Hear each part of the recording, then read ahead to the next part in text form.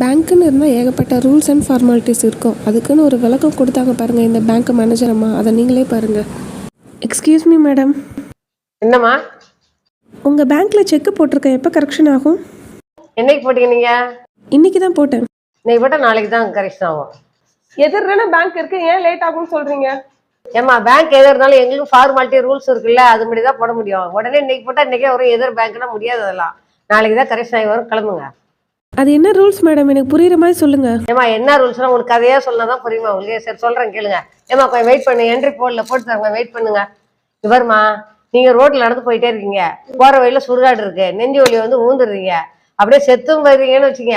உடனே எடுத்து அடக்கம் பண்ண முடியுமா? பணத்தை பாடியை கொண்டாந்து வீட்டில் வச்சு ஃபார்மாலிட்டிலாம் முடிச்சு எல்லாம் பண்ணி அப்புறம் தான் அடக்கம் பண்ணுவீங்க. அது மாதிரி தான் இது. எதிர பேங்க் தான் டக்குன்னு போட்டு உடனே அனுப்ப முடியாது. எங்களுக்குன்னு ஃபார்மாலிட்டி முடிச்சு தான் ஆகணும்.